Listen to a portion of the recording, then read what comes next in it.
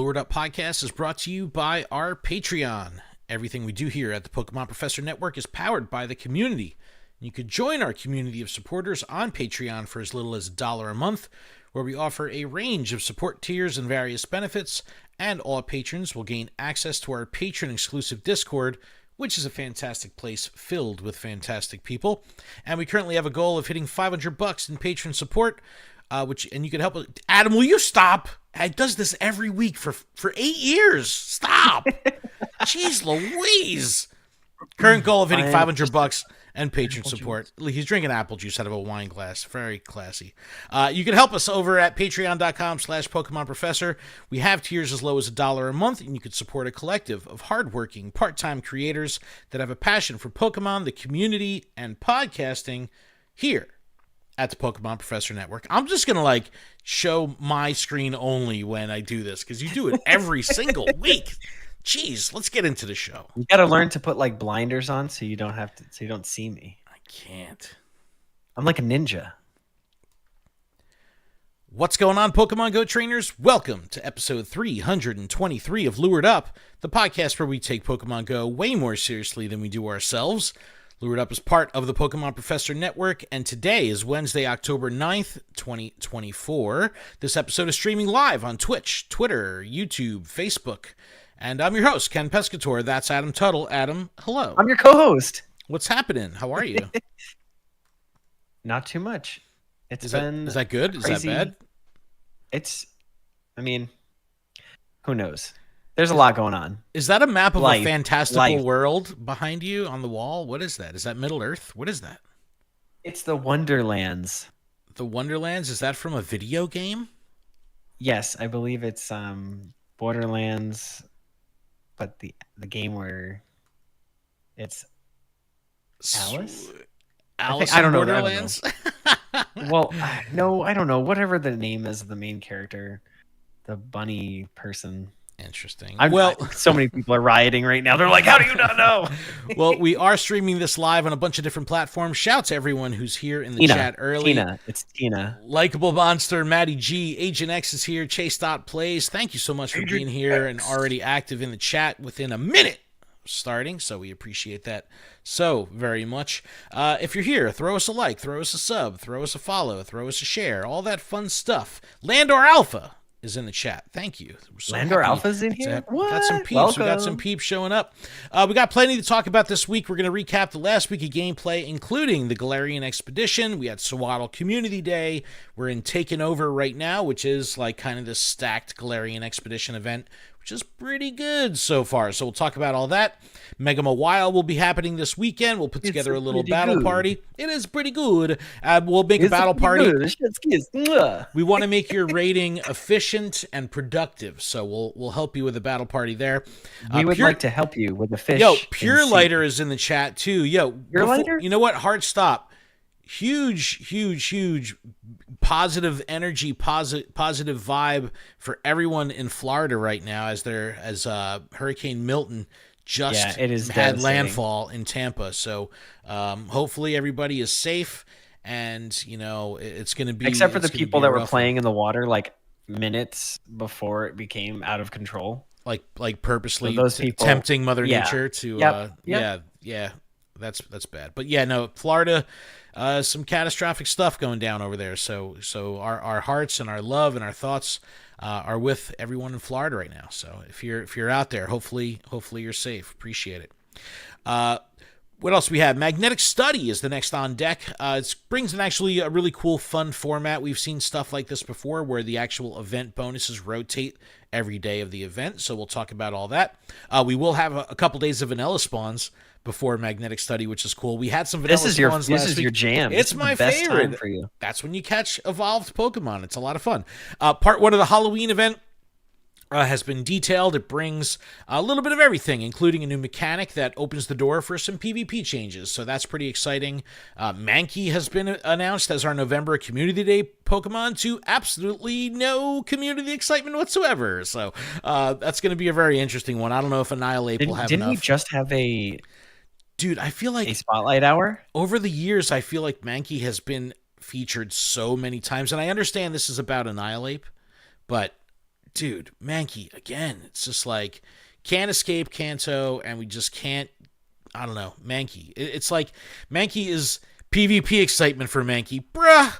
I was looking at, so just before we recorded, I jumped over at pvpoke.com. Shout out to pvpoke, and I was looking up the rankings of Annihilate, and I don't know if maybe Mankey has some relevance, but Annihilate was like 100 or higher, 107, 109 in Great, Ultra, and Master League.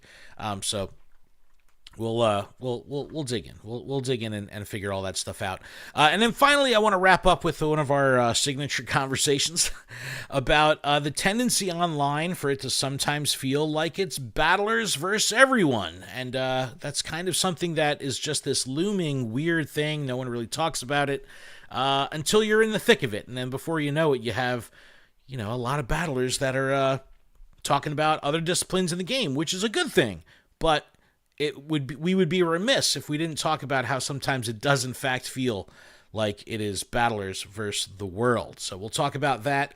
And one other thing that I'd like to get a perspective on that is, Adam, with your experience in the TCG, with Pokemon Go, PvP is definitely a core pillar of the game. However, it's definitely I'd imagine the least played mechanic in the game when it comes to the grand scheme of things. Now, that doesn't mean that the players aren't loud, because the battlers are definitely the loudest, but they may be the smallest segment of the game. Now, in the TCG, which you have a ton of experience in. It's the collectors versus the players. So, right. So you have not like actually like battling each other. But a weird parallel where the collectors are, I guess, would be the 99%, right? The general player of like the players in Pokemon Go, and the ones who are actually battling, the ones that are actually playing the game, are the small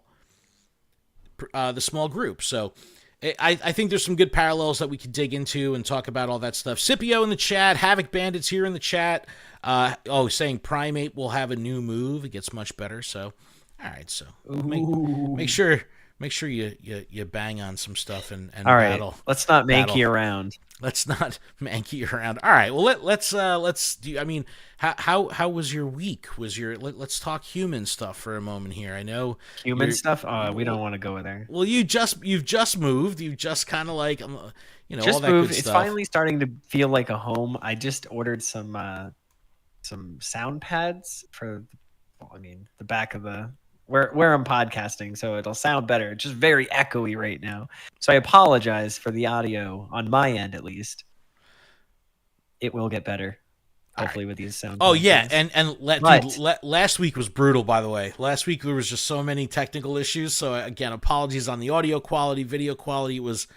It was just everything that could go wrong did go wrong last week. So hopefully we won't be faced with any of that. But anyway, go ahead, continue. And then I did a card show on Saturday. Oh, that's right. How was? 5 minutes before I got there, like the ETA I was 5 minutes away. My car tire light went on, and then all of a sudden I heard da da da da da da da. No. So I know how to change a tire. So I changed a tire very fast. So I was able to get there, but then the problem was figuring out if there was a hole in my tire, what was wrong with it, all that stuff.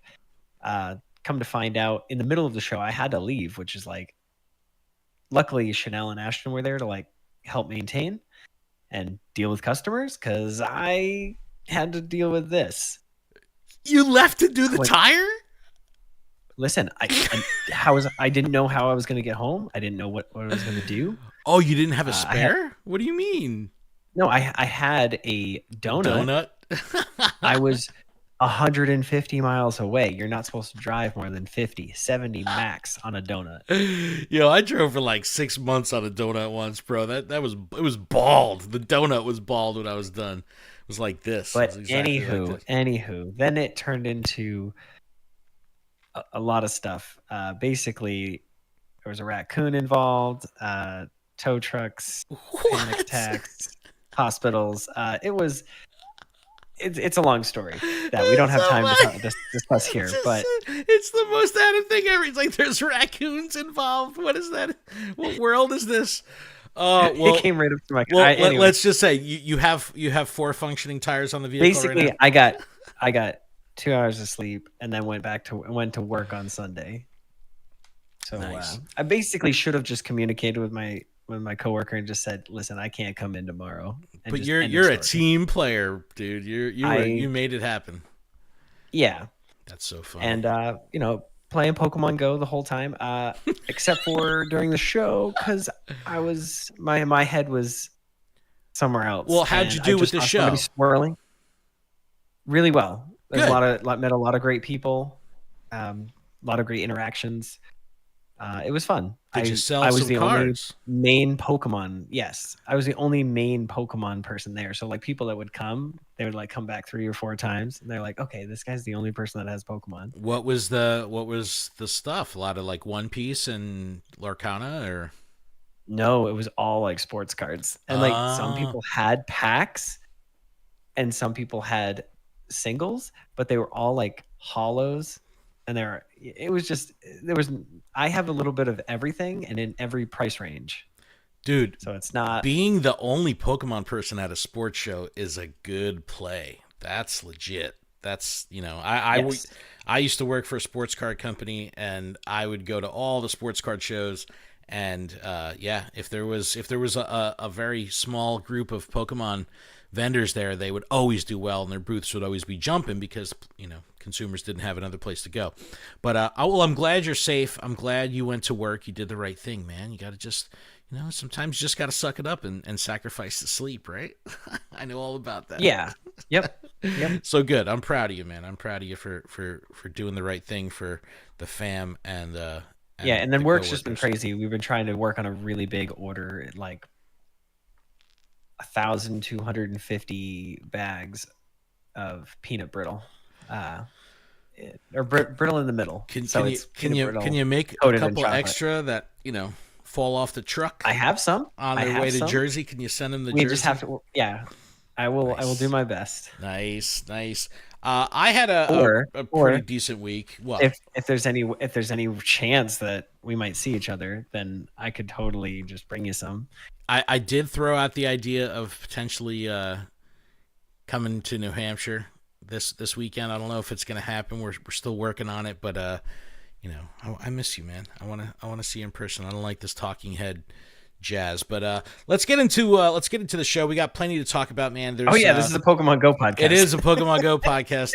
I feel like it's shout out to the Incense podcast. I was listening to them today, and they're really good at having a nice long intro of just talking about stuff before they get into the Pokemon Go, and it's like, oh yeah, this is a Pokemon Go show.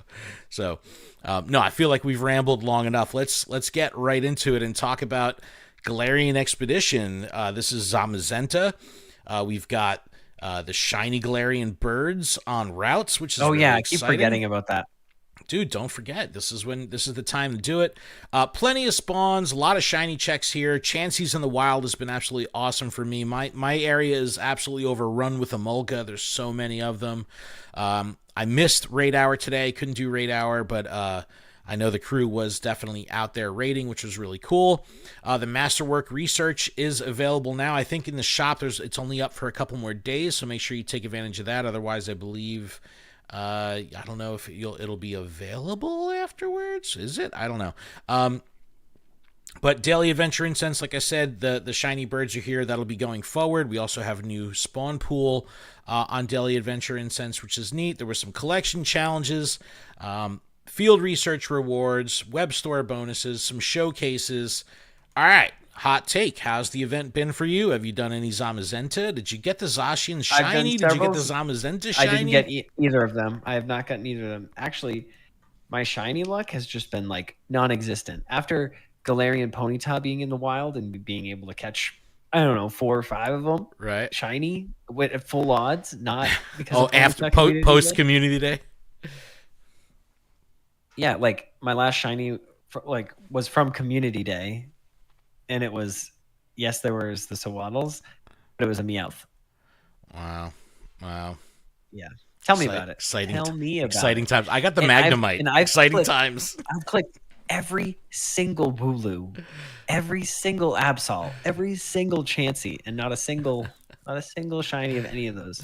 Paulie D in the chat just said, don't have just got a shiny Shadow Zigzagoon from Cliff. What? Legit? no way. That's legit. Yo, I got a shiny Beldum today from Arlo. Even though I already have the full line of Shadow Beldum shiny. Now I got another one, so now I can start purifying. Which is what happens when Shadow shiny power spots happen? Can Team Rocket take over a power spot? Dude, this is a forever game. I'm foreseeing in the future. Don't count it out, man. It's a forever game. But no, I've had. And this is how we get the Gale of Darkness Lugia. Oh, geez. Shadow, like this is what they're waiting for. You and Pure Lighter for years. Like, when are you gonna bring the real Shadow Lugia? It's like, bro, people were talking about it even at the show. It's a parallel universe that came up. It's a parallel universe. But so isn't Pokemon Go? Changed my mind. No, so this has been a really fun event. It's stacked as of yesterday. The taken over portion has taken over the Galarian Expedition, which brings Shadow Heatran from Giovanni. And I know we talked about this. We talked about this once before with how you kind of take your time with Giovanni quests and don't really go after them right away. I'm somewhat the same way, but I am one that I like to just clear out the research from my headspace as soon as I possibly can. I definitely don't buy rocket radars. You can get get pieces quicker now. You can get them in field research, so it is easier to get your hands on rocket radars. But I'm going through at a decent pace. I did not do the Shadow Heatran yet, but I'm excited for it. This is always a nod I'm still to under the battlers. The Battle 6 Team Rocket people, so yeah. I'm like, oh, okay, I'm at 2. Yeah, see, I had to run the Staples earlier to drop off a package, UPS drop off, and I hit. You had to run the Staples. I did. Yep, I had 6 or 7. He went the long way, dude. No, I don't even have to. He went the fast direction. Don't be jelly, you rural trainer. It was I could drive the back roads. I could take the back roads and have stops and stuff like that. No, but I've been maximizing the balloons. That's been great. And it's been fine. And I just love these events because there's so much to do. And I do like when the taken over portion is stacked on top of another event. So we're still getting Zamazenta. We're still getting all that good stuff. Plus we have extra Team Rocket. We've got the Shadow Heatran. And a bunch of new Shadow Pokemon. We've got the Dynamax starters. Yo, Shadow Caterpie. What? This is awesome, dude. Mankey, Roggenrola, Venipede, Carablast, Shelmet. I beat one Phalanx. I finally did it. Solo? And it was literally solo. I thought solo. I thought my Metagross was. I thought my Metagross died. I hit the charge attack and Phalanx did its rawr, and got me because both of it fainted. Oh, was your last Pokemon? Yeah, but then Phalanx was did the swirly eyes. Was oh, I won? Yo, dude, I don't understand. I love the swirly eyes. It was not 1 HP in a dream. It was just I fainted, but I still got the attack off. So. Dude, how good are the swirly eyes? It's brilliant. It's so good. I absolutely love it. Absolutely love it. No, this has been a great event. People are raiding and it almost feels like the what do you shiny call raids, power spotting? What do you call that? Is that raiding? It's max battling. Max battling. Oh, max battling. Yeah, okay. All right. Yeah. So I've been max battling. I don't even care about raids. I mean, yes, I've done the occasional Zamazenta here and there, but it's just yes, I keep getting invites, but I don't need to do those. I've got max battles I got to do over here. Yeah, but is it really that? I feel, and I'm so excited. But is it really that fun doing Sobble and Grookey? There's no challenge. There's no. Yes, because the chase is getting a good enough IV, one of them that you are willing to invest in. Because I feel right now I don't have a good grass. Yeah, I don't have a good grass. I have a Venusaur because I just evolved it. Yeah, no, so what I did was I have a 98 Sobble that I got, so I evolved it up to Inteleon just because it's water. and I need a good water just to have all my Squirtles stink. No, dude, my Charizard's even like not that great. I just powered it up because you needed the Charizard, and now even with Metagross, I powered that thing as much as I can. I'm running out of Stardust. It's not good. Yeah, it's just not good. I know, and it feels bad investing too. You don't want to invest in crap. So bad. But you know what? I did get the 100% score bunny. I think we talked about that last week. Yeah. But I've been powering that up because it's a Cinderace now. Yeah. And I'm just powering it up and I'm using it and I'm loving it. And that's it feels good to invest into that because it's Dynamaxable. Well, think about the Kanto starters and even Beldum. Like, you have Mega Evolution benefit as well. You know what I mean? So it's like, yeah, that cat, like I got a 98 Charizard, right? Dynamax. And it's like, all right, I have it Mega Evolved right now. You know, it's just like, okay, you know, this is worth investing in. So I actually created I have a tag for... But you can't use a Dynamax even though it has... Or you can't use It's one Mega, or the other. Even though it's which is terrible. I was so upset. I like Mega... What, do you want to do both? Listen, You're like Towley. I choose both! Well, I just wanted to be able to use one in a max battle, and you can't. So I was very disappointed. Well, it's... After I thought we were told that we could do that. It's nice to hear from a rural trainer that the max battles have really filled a hole. I think this is the best thing that's happened to Pokemon Go. Bruh. Amazing. Mic drop. It is. So great. It is because... And yes, the challenge is you have to participate. You have to try and battle as many as you can until you get the good one. And it's like, my mission isn't complete until I get the good one.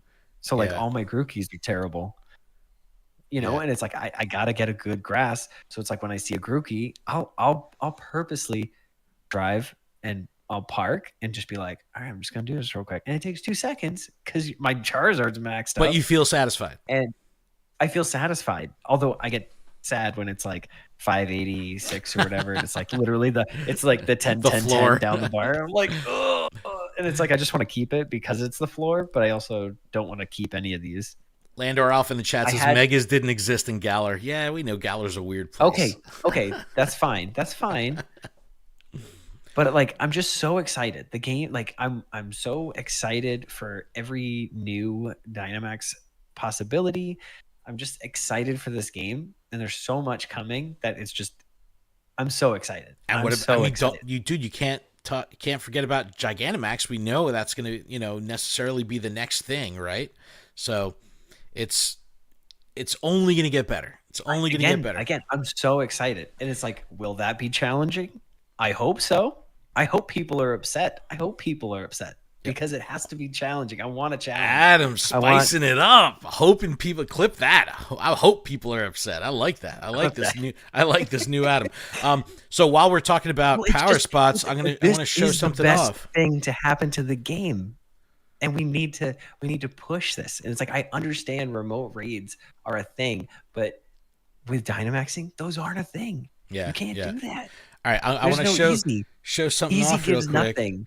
Check out the new. Oh, the green screen's messing it up. The new Lured Up stickers powered. I can't see it. I know. I'm trying to hold it so the green screen doesn't. Show me. So I got Adam on another camera over here. Can you see? Can you see it? Oh, that's cute. Yeah, we got power spot action Lured Up stickers. Check them out. Glitter. The clouds behind it. Yep. We'll talk about these in a little bit. But can you send me that image so I can get one of so I can make a T-shirt out of it? I sure can. But no, it's I'm so glad. I'm so glad about the power spots. Dude, it really is opening the door for a whole new style of gameplay. Man, your screen keeps glitching, bro. We're trying Discord for video right now, everyone. So we're working out the bugs of capturing. I think Adam's it might video actually be my computer, because when we're on Zoom, my like whole screen glitches sometimes. But I haven't had that yet. I'm seeing like a little flicker every so often. Like green? So, yeah, a little bit. Yeah, I don't know if it's my capture card or something. Fun. I Googled it. I don't know. All right. Well, I don't know how to fix it. Power spots aside, Timeless 10 out of Pizza 10 would best highly viewers on someone got censored in the chat. That sounds exciting. But no, this weekend we have Mega Mawile. I guess we can get right into this because this is the next big thing that we're all going to have to deal with, and it's going to be a little short-lived. We get 3 hours here, so Mega Mawile Raid Day. Is this on a Saturday? It is Saturday, October 12th, 2 to 5 p.m. Mega Mawile that's making this its Saturday. debut. It totally is. It's 2 to 5. As the Pokeball turns, he says it's a bot. Yeah, no, I totally know. Yes, 2 to 5 p.m. for Mega Mawile Raid Day. I love raid days. You just have to be here 2 to 5. I think that Mawile or raid days in general are some of the best events. They're very player focused.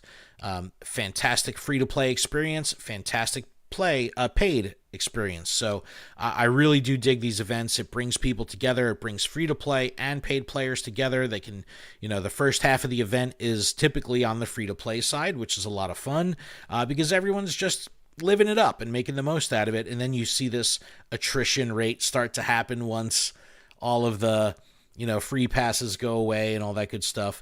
But let's talk about the day. It's going to be pretty cool. Remote raid pass limit up to 20. Again, if you're doing 20 remote raids, you're a baller. It's kind of weird, but this is what it is. Weird flex, but all right. Yeah, exactly. Receive up to 5 additional raid passes from spinning gym photo discs. Increased encounters with shiny Mawile. There is a. But this is. I'm going to interject. I know you hate this. But no, please talk. I talk so much. This is the whole thing with the power spots. I want to be out. I want to be interactive with the game because I want to try to find these power spots. And if I'm already running around with these power spots, I'm going to be doing these raids anyways. And it's like, it mixes with the game. It makes you available in person. Dude, what's so funny? Like, just send me the raids. I'm going to stay home today. But dude, what's so funny about hearing that is, don't get me wrong, I love the power spots, but for me, it's the opposite. I'm already going to be out there playing. I'm already going to be out there raiding. And when I come across the power spots, I do them. So I'm not seeking out the power spots. I'm just interacting with them as I come across them when I'm out doing what I was already doing. Even if power spots didn't exist, I would still be doing the same thing. Again, the difference between someone playing in an urban, suburban environment and a rural environment. Now you have the game board itself almost becomes a chase, right? Because you're out there seeking out new things. That's different for me because I don't have to go chase these things down. If I go down, the downtown in Red Bank, New Jersey, I've got 10 gyms to choose from and I've got 10 power spots to choose from. They're all stacked up right down the main strip, so it's not, it's very but cool. You're going to come across them and you're going to want to do them. I would rather spend coins to get max particles and do more of those, even because I'm already out. But I would rather do those than pay for more Mawile raids. Yo, we were cracking up during Swaddle, Ken with hair, Scipio was just like, yo, did Adam really buy max particles? I go, sure did. He sure did. I almost, I knew if I didn't spend my money on a normal incubator, like my 150 coins on an incubator, because I need to get through that task as well. If I didn't spend the coins on that, it would have been for max particles at some point. That's so weird. So man. I just was like, I'm just gonna tackle this egg right now. But there is a paid element to Mawile, $5 or your equivalent pricing tier. You get 8 additional passes. Do you get a Galarian Mr. Mime? You don't, but you should. They should just add that to every ticket from now on. It's just like, and also a Galarian Mr. Mime. But 8 additional passes. That actually goes till 10 p.m. So you can kind of use those extra passes even if your local raiders have stopped. You can catch some fringe stuff on the way home or something like that, which is pretty good. It says trainers will be able to purchase and gift tickets to these. Let's see, great friends are hired. We know all that good stuff. But yeah, no, raid days, awesome, a lot of fun. And Mawile, get out there, play. It's a debut. So not only is it, like when Heracross came out, super exciting. We've had Mega Kangaskhan a couple times, the Kantos a couple times. Like all these things have come back over and over and over again. Now we have a debut, so it's super exciting. See, I already have the 100% Mawile, so I'm just looking for the XL. Candy XL. Not well, the Mega Energy. The Mega Energy, yeah. That's But what it is. so one of the things with the ticket, the event ticket for $5, is you get this increased chance at Rare Candy XL from raid battles. I don't necessarily like when they're like increased chances. It's like, dude, what does that mean? Like, Yeah, I don't like that at all. Like, can't you just They're say like 0.02%? yeah, increase. like, dude, just say guaranteed 1. Like, I'd rather have 1 than a chance at getting 2. You know what I mean? Like, give me the guaranteed 1. 100%. Even I'll take 1 every time, even over the chance to get up to 3. Like, just give me the 1 every time and call it a day. I think that'd be a lot cooler. But Mawile is one, and Mega Raids, I think when I forgot what update it was where they like overtly said like, hey, we're going to make Mega Raids more accessible. We're going to make them easier for smaller raid parties. So 2 people. I soloed a Mega Blaziken. There you go. Yeah. Dude, I said, I'm taking this thing out. And Mega Blaziken's phenomenal because you get such good type coverage for team boosting and stuff like that. Fighting fire is really, really solid. So that's a good one to have in your arsenal. But Mega Mawile, you'll be able to do with 2 people. So if you put together a good battle party, you shouldn't have much trouble defeating this, even with counters that are in the 30 to 35 level range. So we're going to look at 2 different websites to put together our battle party once Adam gives us our incredible theme song. Adam, would you please? Battle party. Ooh, ooh, Battle party. Ooh, ooh. All right, we're looking at Pokebattler and GoHub today because GoHub did something a little bit different, and I want to feature it. So again, Kitty Pokemon's different? a lot. So normally they will have a counter guide for a raid boss, typically because it needs to be somewhat evergreen, right? Because when a raid boss comes out, it's typically here for 2 weeks, half a month, whatever it may be. Mega Mawile is here for its raid day, and then it's off the calendar, at least for now. So what GoHub did was they put together this event guide, which also includes the counters for Mawile. So if you go to GoHub and look at this article, kind of has a nice infographic, gives you the whole skinny on the event, talks about about Mega Mawile. It's a Steel Fairy type.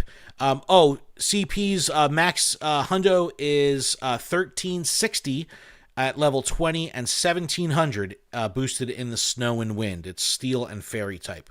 So is it Snow and Cloudy or Snow and Wind? One of those. Weak to Fire and Ground. That's really the most important thing you need to remember. Shiny is pretty cool. The Mega aesthetic is pretty cool as well. I mean, Mawile is always just like a super funky style Pokemon. But the Shiny has a kind of like that cool maroonish tinge to it with a little bit more gold of a body. So it looks pretty cool. And the counters as they are listed on GoHub, at the top, Primal Groudon. Again, it's weak to ground moves. Primal Groudon is the choice here. So no matter what you do, if you've got a Groudon, a Primal Groudon, throw it in your party. Even if you don't lead with it, put it in slot 2, put it in slot 3, depending on how many people you're battling with. It's always good to stagger that Mega or Primal. Shadow Groudon, I have one. I haven't invested or powered it up. That's the problem, dude. I have all these shadows and I don't invest in them. But Shadow Groudon is up there. Mega Blaziken, number 3 per GoHub, which is cool. So you can use that one you soloed with, even if it's doo-doo. You just use it because you know that you soloed it. Mega Garchomp up there. Shadow Chandelure. I don't even have a Shadow Chandelure. Shadow Heatran is up there. So I don't have Shadow Heatran in my decks yet. However, if I can get this Giovanni done before Saturday, you best believe I'm going to swap Heatran into my party just to get some play out of it. Dawnwing's Necrozma. So what you're saying is you're going to invest random amount of dust in a poorly IV'd Heatran? I didn't say I was going to invest in it. I just said I was going to use it. Bro, all of my legendary shadows are like the worst, like 700 CP. It's just like, I didn't say he was going to do good. I just wanted to use it. Dawnwing's Necrozma in here. Yo, such a good value for Dawnwings. It's just so incredible with Shadow Claw and Moongeist Beam. Mega Charizard Y, Shadow Excadrill, regular Groudon rounding out the top 10. So a lot of good options here. Joe in the chat says he got a 12, 12, 15 Shadow Heatran. Yo, that's legit. If it was a 13, 13, 15, would you evolve or would you purify? Yep. You would? 100%. Nice. 100%. Nice. All right, so that's Go Hub. We're gonna jump over to Pokebattler. Shout out to Solandro. But let me talk about mine. Can I talk about mine? What I'm gonna bring? Well, I didn't give my party yet. We're still looking at the counters. We're still looking at counters here. Fine. Over on Pokebattler, you're gonna see a lot of the same, but a little bit of a different placement of some of these Pokemon. Mega Charizard Y coming in top 3, which is a little bit different. But again, Primal Groudon, Shadow Groudon on top. So there you go. Joe said, no way. He has a lucky one. So Shadow Moltres up here, Shadow Entei, Groudon 9th per Pokebattler instead of 10th like on Go Hub. So this is why I like to look at both sites, because they use different techniques to kind of figure out what's what. I do like using both of them as, just to make sense of it all for my party. So Adam, I am going to be bringing, and again, my Elgato is not working, so I don't have screen recording on screen right now for our video viewers, so I'm just going to pull up my phone and read it out to you, and it looks like this. My party is Primal Groudon up top. I have a 98 Groudon. Shadow Moltres, which doesn't get much play for me, so I'm excited to be able to use that. I have a Hundo Landorus, a Reshiram, Volcarona. I put Volcarona in my party, right? Just because I haven't even evolved mine. It's like I just want to get play out of these Pokemon. Like, I know there's no difference, there's no real matter of it, but I'd rather use a Pokemon that I rarely use. I think it's fun. And then also my Chansey that I'm working on right now is Heiny Ho. That's my buddy Chansey that I'm working on right now. So I got Primal Groudon, Shadow Moltres, Landorus, Reshiram, Volcarona, and Heiny Ho, the Chansey. All right, Adam, let's hear the Hundos. I'm sure they're all Hundos, right? Okay, and Landorus is like the Therian form, right? Therian with the legs. Yeah. So I have that one, but I have Mega Charizard. I've got Chandelure, the Therian form Landorus. I've got Dawn Wings. Nice. I've got Entei, and then my new Cinderace. Okay. Very excited about that one. No, that's cool. See, exactly. You want to, like, I love the cycle of being able to catch a Pokemon, invest in it, and immediately use it. Especially with the shakeups that we've seen lately. It's like, look, give some play to the Pokemon that may not often see it. So, exciting stuff. Make sure you tag us on social with your battle party. Let us know how it goes for you on Mega Mawile Raid Day. And, yeah, hopefully you get the shiny. Good luck. Hopefully you get that Hundo as well. Well, it's like the Shundo. Hopefully you get the Shundo. Ken just wants you to get the Hundo. I want you to get the Shundo. Yeah, get the Shundo. So during Sawaddle Community Day, there was a Hundo that spawned directly at our meeting point around 4:30. Right at our spot where we meet. We were just like walking around. Someone called it out. The whole group converged on the one area, which was ironic because that's where we met. And I think it was a smaller group this time. I think we had about 15 people for Community Day, and one person got the Shundo, which was still pretty exciting. Wow. We were all jumping up and down for him. All right, a couple bits of news before we take a break and come back with this discussion on battlers. Because I know we've been at this for a little bit. But let's talk about Magnetic Study. We still have some time on this, not till the 15th, so we could talk about this next week.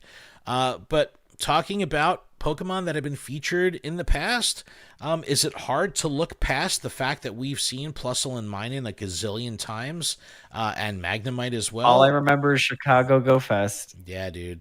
Yep. And it's like, they've been around. It do done be like that sometimes. Tuesday, October 15th to the 17th. You got to think the new trainers. Dude, they're not out right now. Exactly. That's the thing you have to keep in mind.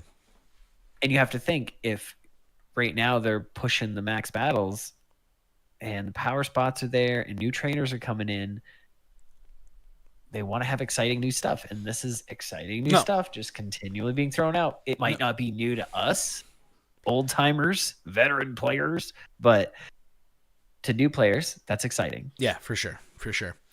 So Magnetic Study, only from Tuesday to Thursday, 15, 16, 17, 3-day event. But what makes it cool is not only the increased chances that shiny It's the Magnemite ice-type plus will Pokemon. mine them. No. Magnetic lures are more likely to attract event-themed Pokemon. Dude, I've never once bought a special lure. I solely rely on showcases now for those types of premium items, which is great. I think that it's awesome that there's a free-to-play way to get premium items if you put in the effort. So I don't buy the special lures. I never have. I never will. But I'll definitely go after them through showcases, which is cool. So I have a good stock of them. Even, I get a lot of second places. Dude, I've had a rash of second place finishes and showcases lately, which has just been chapping me on the backside. It's just really Oh, killing wow. me. Now that you're saying that, I didn't realize. I thought you got excited how many about I my have. backside. No, What do you got? No, I've got 6 glacial lures, 8 mossy lures, 6 magnetic lures, and 7 rainy lures. Those are from showcases. You know what I mean? So like, Yeah, but I didn't realize that I had so many. Dude, you better throw those suckers down this weekend. Alec Tuttle liking the stream. Brother Tuttle, what's going on? How are you? Bro, what's up? Happy. Yo, Missing No very in the late chat. birthday. Missing No from the other side of the universe, the other side of the planet. What's going on? So what else we We had got dinner here? with him yesterday With who?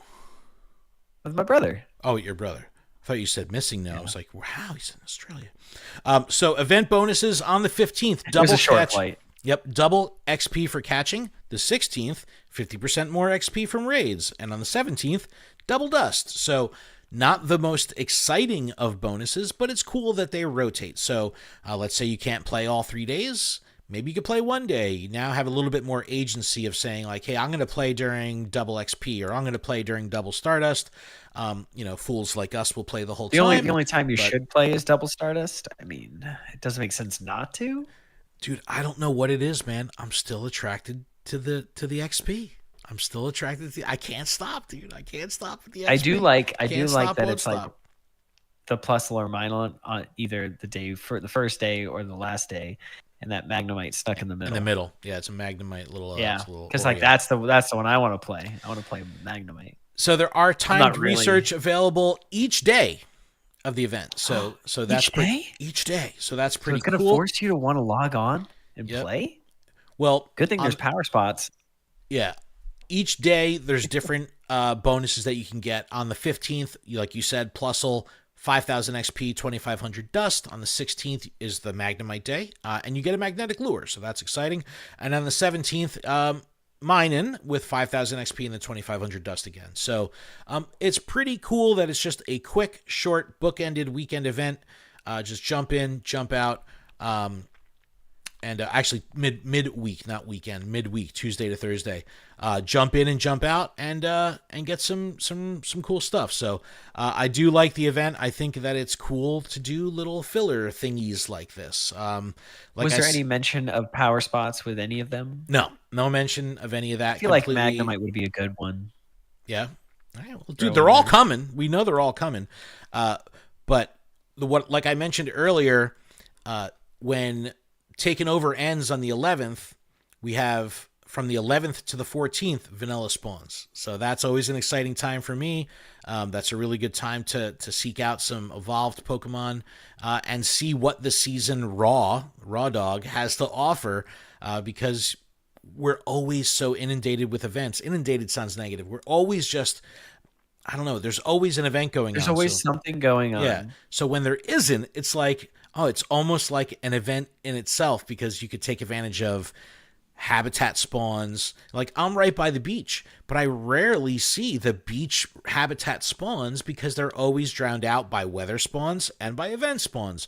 So it's like when I get the vanilla spawns, it's like, oh, look at all these water Pokemon. Look at Sandy Gast. It's like I'm at the beach. It's like, all right, cool. I dig it. It's like, look at all these little Wiglets. All right, one more bit before we take a quick break, and this is a big one. This is Halloween part 1. We always get a double part Halloween event. They are keeping some question marks, some secrets in the pocket, Niantic is, before they fully announce everything that'll be coming at the end of the month. But Morpeko is coming, and there's a lot of excitement behind this because things will be changing in terms of battles and how this functions, and this really opens the door to a lot of change in the game. But the headline reads, "Beware both big and small scares with Morpeko and Dynamax Ghastly during Pokemon Go Halloween Part 1. Ooh, we're getting Ghastly? We sure is. And we have, and you know that Gengar has a Gigantamax form. Just saying. Ooh. Just saying. So Halloween Part 1, Tuesday, October 22nd to October 28th, to Monday the 28th. So nice long event here. And I'm going to read this directly from the copy. Go for it. Do we know like how that would work? With? If like... We don't know anything about Gigantamax.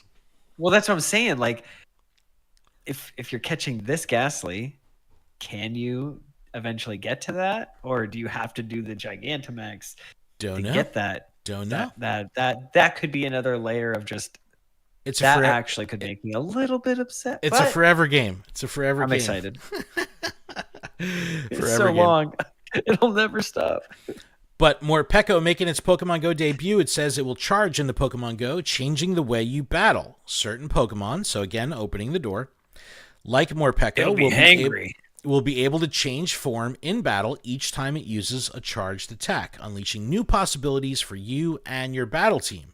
Initially, Morpeko will only be able to change forms when battling Team Go Rocket or in the Go Battle League. So this will ultimately come to trainer battles, but for now, Team Go Rocket and GBL only. Aura Wheel is the attack. And there is a video, and the animation looks pretty sweet on it, but it says Morpeko will know the charge attack Aura Wheel, which is electric, when it's in full belly mode. Aura Wheel is 100 power, increases the attack by 1 stage. Now, Aura Wheel Dark will be when it's in hangry mode, and it's a dark move. Trainer battles 100 power as well. So we're seeing things here, and again, this is going to be really cool to see how this actually goes down in practice, because this is brand new. But it says in GBL, starting with this event, you can find Morpeko and reward encounters through the season in GBL. During the event, Morpeko will be encountered more frequently in the premium track of Go Battle League. After the event, starting at rank 16, which again, pretty deep into the ladder, Morpeko will be encountered in both Go Battle League reward rank tracks. 4. Yeah, dude, got to get up on that, dude. Max Battles. Dynamax Ghastly will make its Pokemon Go debut in 1-star Max Battles. So again, easy peasy, lemon, Ghastly, squeezy. Ghastly, Grookey, Scorbunny, Sobble will be that Phalanx will remain. So all these here will be, we know Ghastly will be here for the event, but the Grookey, Scorbunny, Sobble, and Phalanx are month-long. So just be aware there. Event bonuses: double candy for catching Pokemon, increased chance for Candy XL, and here's a nice silent bonus that you don't want to forget about: increased chance to encounter Shiny Umbreon in raids and Shiny Zorua in the wild. So this is a big one, because when Shiny Zorua was here last time, I did not get one. And you want to not... Same. For me... Wait, no, I think I got one. I don't want to go plus stuff. I want to be out there checking, actually making sure I'm getting a curveball, using the right ball for the best, maximize my chances of actually getting this thing, because it's such in demand. I really, really want the Shiny Zorua. I really do. Wild encounters for the event, there's a bunch, and they are all shiny checks, except Graveyard. Zubat, Spinarak, Murkrow, Misdreavus, Shuppet, Drifloon, Purloin, Female Frillish. We haven't had Female Frillish in a bit. Zorua, Litwick, and the Graveyard. Sableye and Absol are the if you're luckies, the rare ones. In raids, Sneasel, Sableye, Yamask, and Galarian Yamask. Good shiny chases there. So good shiny chases in Tier 1 raids. In 3-star, Hisuian, Typhlosion, Umbreon, and Bombardier. So it might be a little holdout there for Bombardier if you haven't done that much of those raids. There will be free timed research. It says time research will feature Spiritomb and the 108 Spirits. We've talked about this over the years. I think this will probably be the 4th time they've done that. Maybe the 3rd or 4th time. I think Spiritomb has been shiny eligible for 2 years. So super good flex if you get that Spiritomb, because you get 1 shot a year to get it. So, I don't have it at all. Yeah, so go after it during the Halloween event. In research, Sableye, Scraggy, Golett, Sandygast, Morpeko, Nimble, Graveyard, and Spiritomb. So Spiritomb available in field research. Dude, this is the chase of the event, in my opinion. Yes, we want Morpeko. Morpeko's going to be everywhere. The chase for me, shiny Spiritomb. Definitely need The to chase get that. for me is a good and research, right? I don't know. Yeah. Or like a big story research or something. I don't know. Complete certain field research tasks to earn Mega Energy for Gengar, Houndoom, Sableye, Banette, and Absol. So if you're just short on getting that Mega Energy to be able to Mega Evolve, here you go. But there also is a $5 paid timed research, which gives you triple catch candy, which is an interesting bonus. Event-themed Pokemon encounters, including the first peek at new costume Pokemon for Part 2 of the Halloween event. Froakie wearing a costume Pokemon. Dude, that is literally what terrifies me. Froakie wearing a Halloween How did costume. they know? Rowlet wearing a Halloween costume. That's pretty cool. Event-themed encounters, including Pikachu wearing a witch hat. That was the 2017 Pikachu witch hat costume, so that's a cool one. Spiritomb and Morpeko, and avatar items. So plenty of stuff going on there.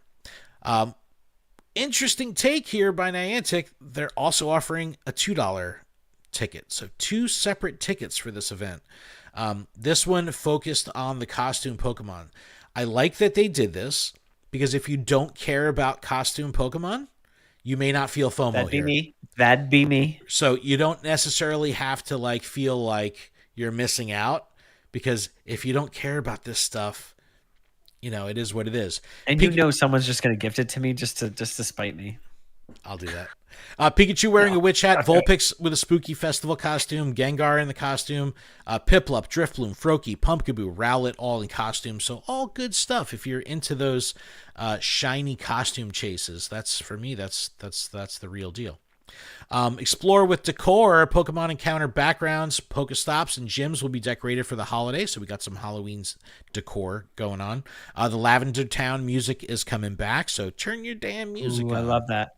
I love that. Have you listened to the music during Max Battles? Tell me you have. Bruh. No. Dude, the Max Battle music is some of the best in the game. It's exclusive music. Oh, man, dude. Next time you do a Max Battle, go into your settings, turn your music on, do the Max Battle. It'll be worth it. Trust me. Okay. Showcases, a web store update. It's a big old event. There's a lot going on here. And I think that this is, indicative of what we're going to see through the close of the month with Part 2. So we got a lot going on. Ghastly in Power Spots. That's exciting, That's right? Huge. I mean, I have 3 hundos. I have a bunch of hundos as well, too. But, dude, I'll take that candy. But also, Morpeko changing the way we battle, form changing with charged moves. So this is pretty exciting, and it'll be interesting to see how this rolls out. Now, I was kind of thinking of the long game of what this could mean down the road for additional stuff in PvP. And we talked about different things like sleep and confusion. How could that happen? Maybe this opens the door to charge moves doing different things. We're seeing a charge move change form of the Pokemon, the attacker. Maybe we see a charge move apply a special condition. That could be something that comes. Ooh, I love special conditions. You sure do. Maybe it's something where we see,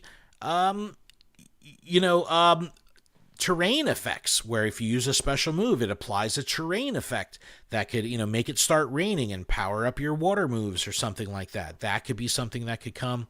I really like this. The future is bright when it comes to all this cool stuff.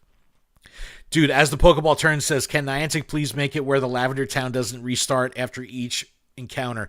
Dude, fast catching, I know exactly what you're talking about. It's just like every time. It's like the music over and over. It's like back to the map, back to the encounter, back to the map, back to the encounter. It's like, make it constant, please. just let it ride. But all right, Adam, we're going for 50 minutes. We got to take a break. We're going to come back. We're going to talk about this weird conversation I had with our good friend JRE on actually it's not really a conversation because he hasn't responded to me yet. But Devin, I got tagged 800 times, dude. 10 direct messages immediately like, yo, you're going to talk to JRE about this? And I'm like, I guess I'm typing it right now. But we're going to take a quick break. We'll come back, talk about this stuff, and we'll wrap it up. Does that sound good? You need to hydrate? I need to hydrate. Sounds like a wrap. Pokemon, Poke Trainer Nick, thanks for following. I'm all out of apple juice. I have some agua, but yeah, done. Audio listeners, we'll be right back after this. We'll be back. Right. Hi, chat. Everybody get a drink. Go peepees. Do your thing. Do your thing. Oh, water is good. I am on a raw vegan diet for the month of October. I have lost 8 pounds. Pretty excited. What? Seriously? I totally have. That's awesome. Have you seen the Foodies channel in our Discord? Have you seen these concoctions that I have been whipping up every night?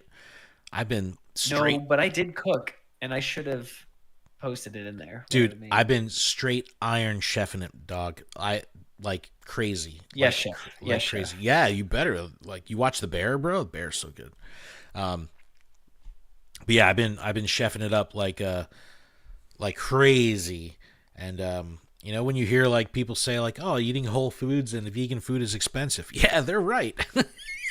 It is. It's very expensive. Produce is killing me. We'll be like, yo, let's go get some produce. We'll have some fresh veggies and blah, blah, blah. And it's like, yo, this is a $50 meal we're making right now. We better not have any leftovers. Listen, I just spent $50 at the grocery store.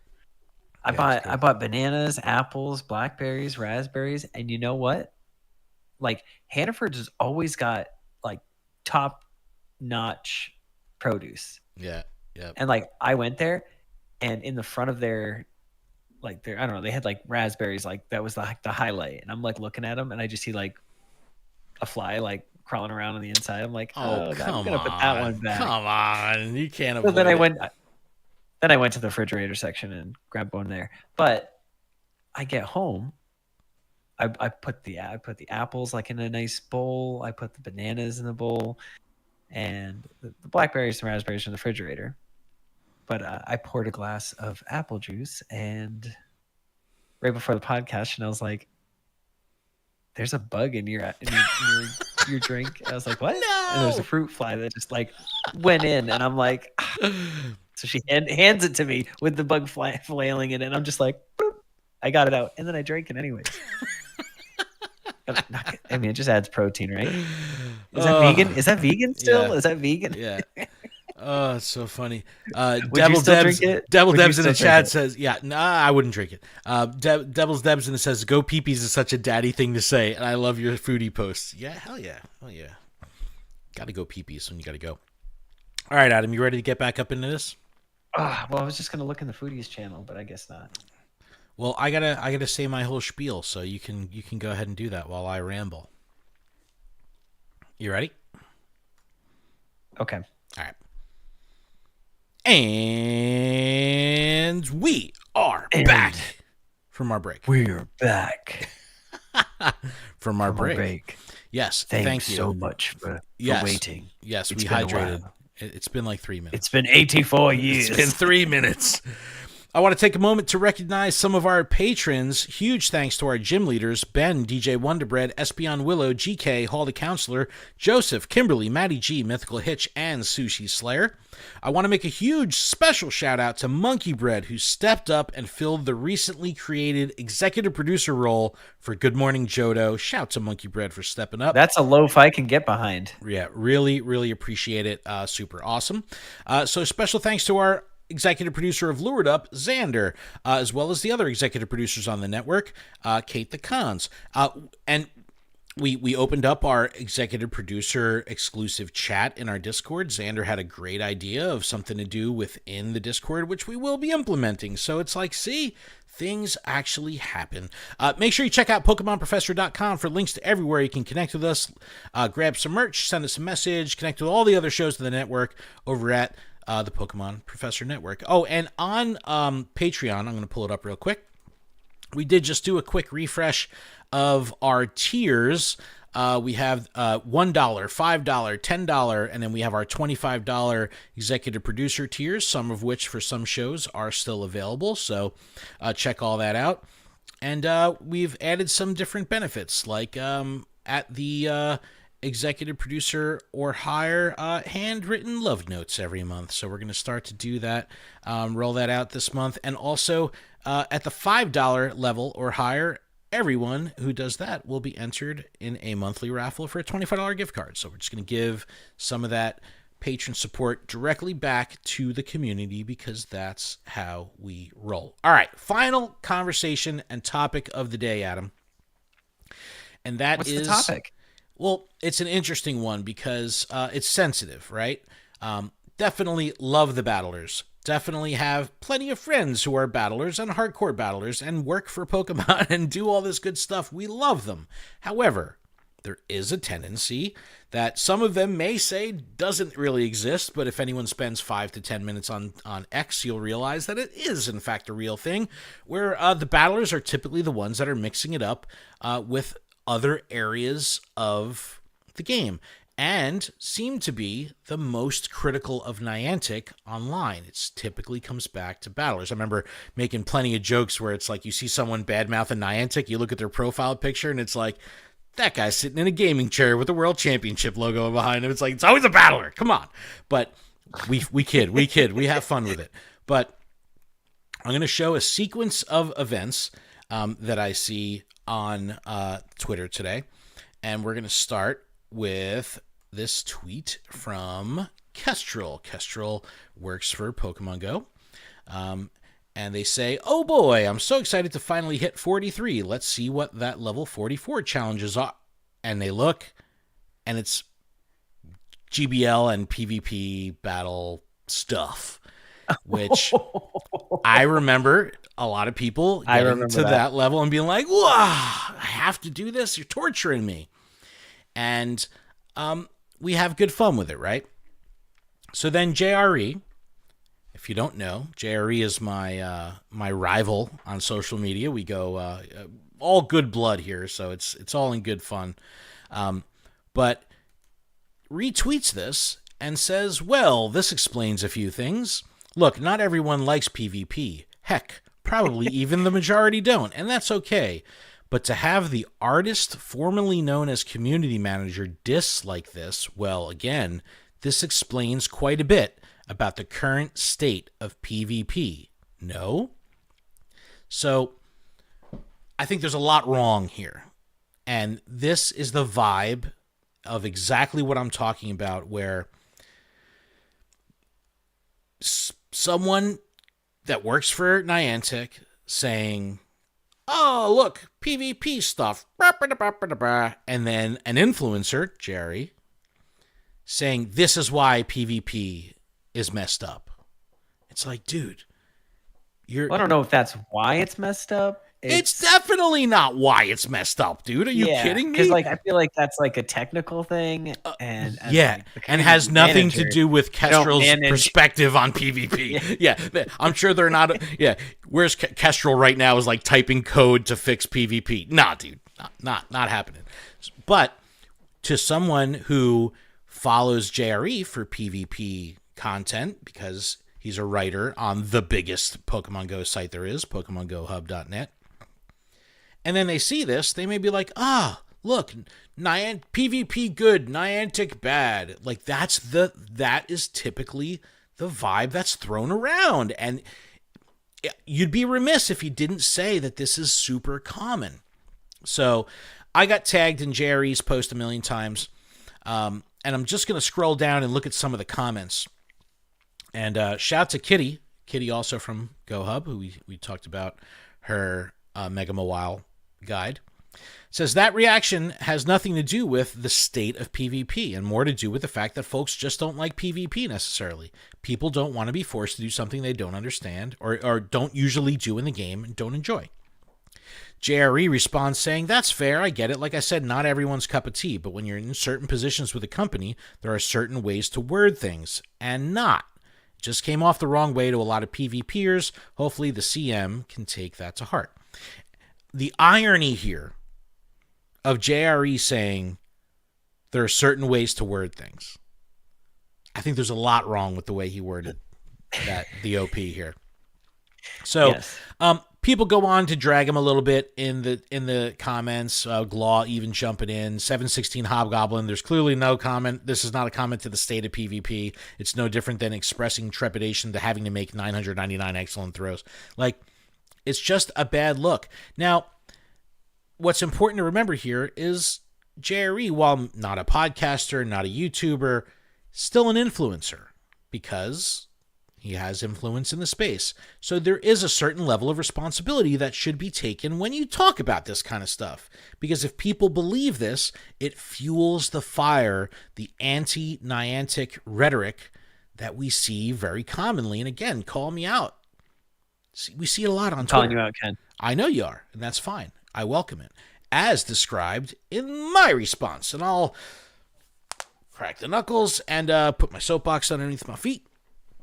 And this is what I said in my retweet. Don't forget your boots on the lollipop. So oh yeah, I got one of those responses. I'll show it. So I said, yeah, this is uncool. I said, it makes my head spin when I see influencers pushing a completely unfounded narrative, especially in a climate and on a platform that is chomping at the bit to find something negative to be divided over. The holier-than-thou attitude is so tired, and the manufactured outrage does nothing but divide the community and build up false bravado from the keyboard army. With so many options, including doing nothing, and or being happy for a fellow trainer advancing in the game, this tweet does in fact explain a few things, but none of which were intended. Again, he's getting dragged in the comments a little bit. Says, and then I kind of just wanted to give credit where credit is due, and I say, here's to the peeps out there that are excited when people enjoy things and understand that we all have the ability to do so without having to negatively criticize others. Being in a debate is one thing. Having discourse in the comments is one thing. But what we have here is just this weird spin that not only will fuel this unnecessary reality that Twitter harbors a battler versus everyone mentality. Again, it's just played, boring, and the opposite of what we should be doing as influencers, and more importantly, Pokemon trainers, right? This is all about inclusion and having fun. Mm-hmm.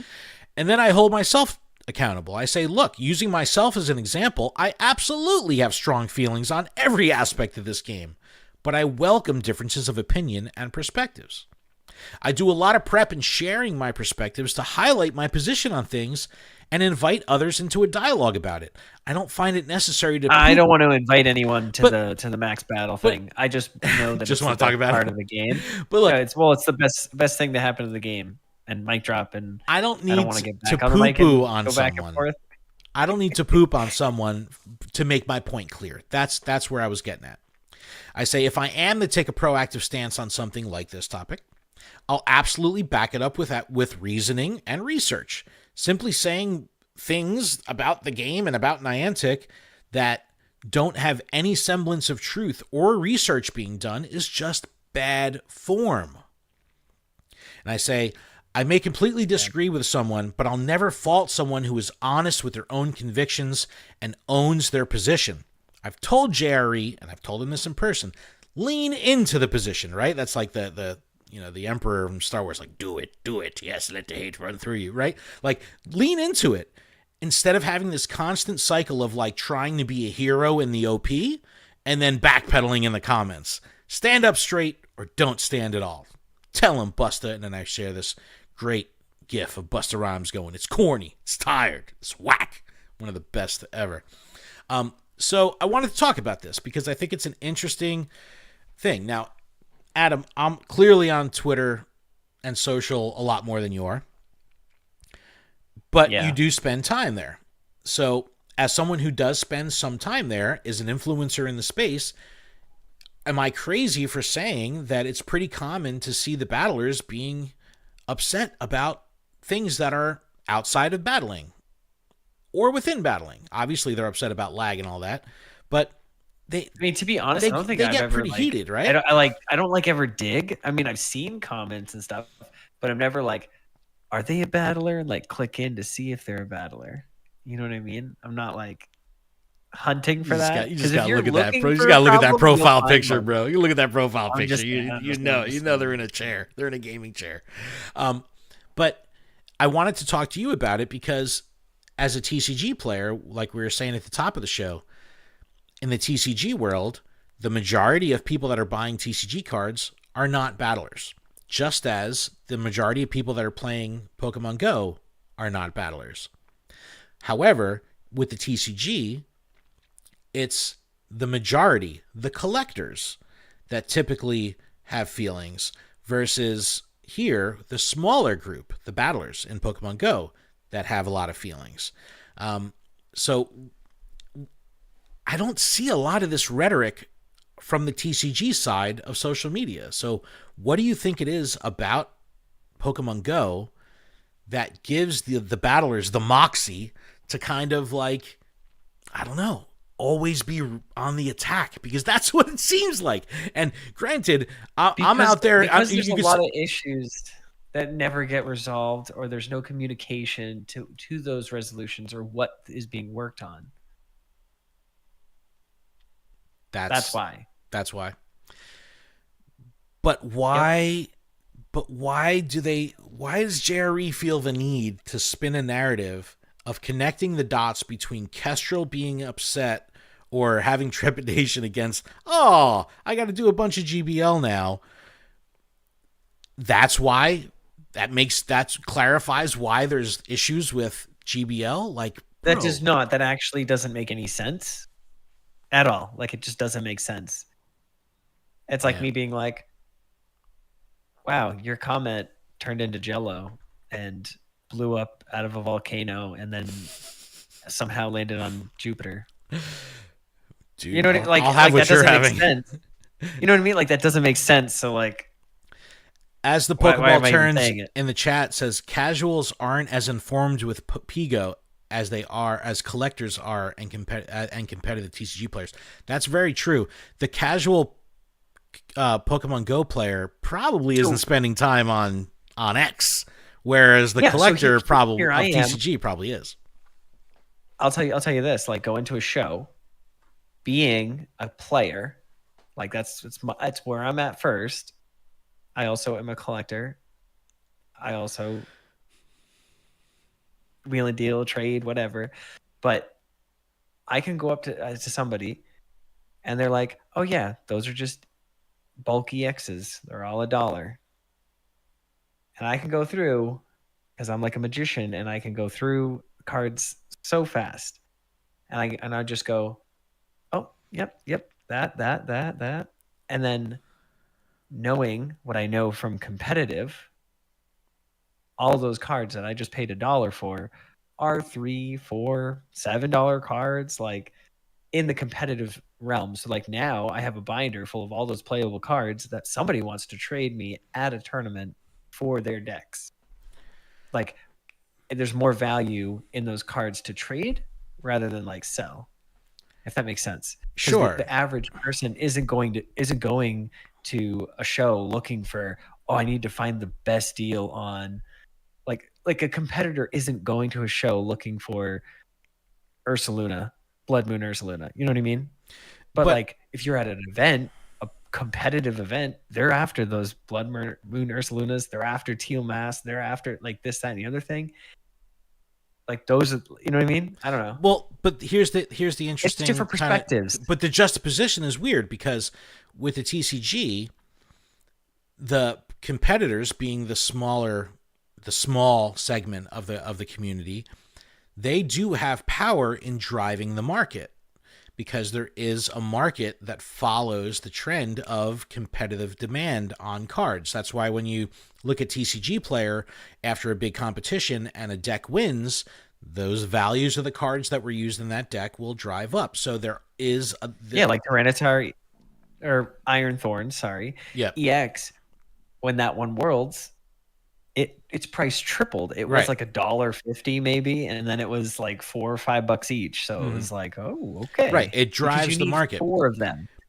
But with Pokemon Go, we're not talking about money.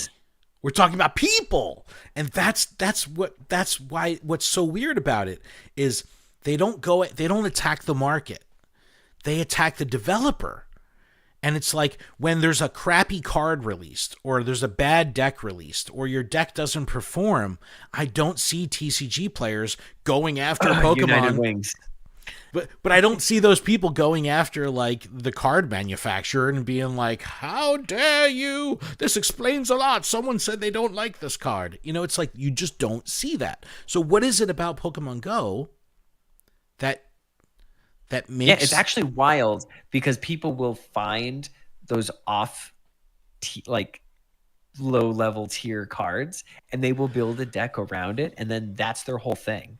And I think that's so much fun to watch as a competitor, to see somebody take something. Well, that's so why I'm wild using and Volcarona try to against make Mega work. Mawile.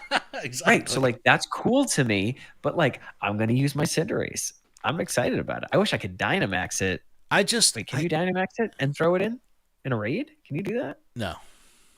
No. See, that's lame. I just don't. Why have a I Dynamax don't know. Pokemon? I don't understand what it is about Pokemon Go that gets the battlers so charged up that they're willing to draw. Because they have charge attacks. Again, gross generalizations here, right? They're counting their moves. JRE is my benchmark. Getting charged up. Just saying, JRE as the benchmark. So we're setting the bar real high. I dug a hole and put the bar in the hole. But why? Why does he feel the need to constantly turn the dagger, to squeeze the lemon? Like, why is it that he's constantly trying to find a reason to put Niantic down, even when it's clear to everyone that reads his words? Is he? And that's why I say I would respect him more if he just said, "Yeah, dude, I'm doing it for these reasons." But what he does is he's trying to be like. Yeah, but why would you post a comment that like in your post of that and be like, "I'm just here for the engagement"? Because then Poke would, and I respect him for that. Do I like his content? Do I think he's a great trainer, a great guy? No, but I at least lean into the fact that he's gonna like be open about, shadiness, I guess. But it's just, that's why I say lean into the fact that you're into this, because what ends up happening is he looks like this virtue signaling PvP hero in the original post, and then people are like, "Bro, that's not cool." And he's like, "Actually, you know what? You're right." And this happens over and over and over, and it's like, if you're gonna have that position, hold the line. And he doesn't hold the line. So that's what really bothered me today about it, is just seeing him fold every time after coming out with something so strongly worded of, "Oh, this makes sense of why PvP is in shambles right now. It's because a Niantic employee doesn't like to PvP."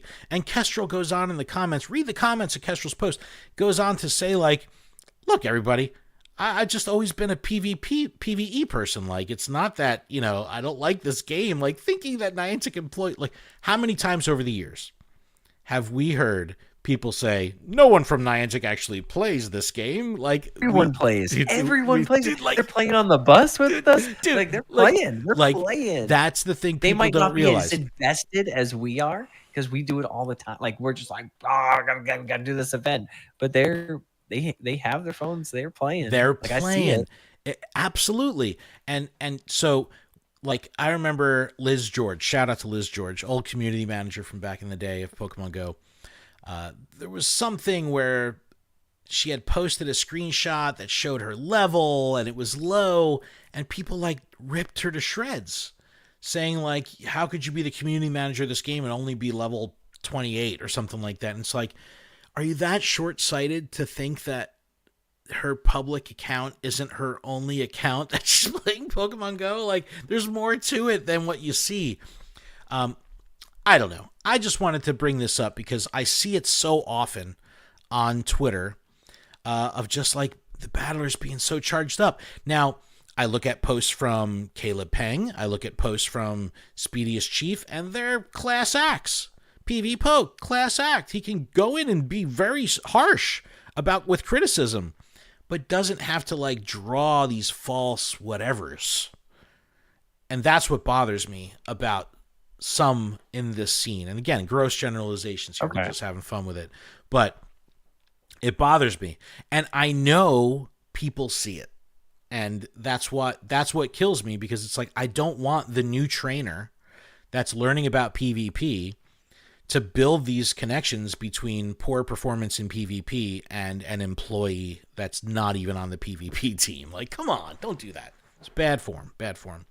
But let us know what you think of that topic. Let us know if you see some of this weird behavior on X, Twitter, whatever you want to call it, of some rambunctious battlers, because it happens a lot. But I think, Adam, that's a show. We covered a lot. I didn't realize that a showcase just went down at 8 o'clock. I actually won. Yeah, I know. I got first place. I got a 1, 2, and 3. And 4th. Very excited about that. 1, 2, and 3. Let's see if I get a magnetic lure that I could use during the event. I got a magnetic lure. How about that? And an incense. Oh, look at that! They knew that they knew that the event was going to happen shortly. Yes. So, but all right, everyone. When was that event happening? Is that tomorrow? Magnetic Study, the 14th. Magnetic Studies on the 14th. Okay. But right, thank you to everyone in the chat. Thank you to everyone that's listening on the audio. If you do want to catch the video, just go to our YouTube and catch the VOD. If you want to catch the audio back, it'll be out on Friday. I will be streaming the edit of this podcast. We're going to start doing that, streaming the actual audio edits on Thursday nights. So I'll be doing that if you want to see some behind the scenes of the podcast. But please, everyone, check out PokemonProfessor.com for everywhere you can connect with us.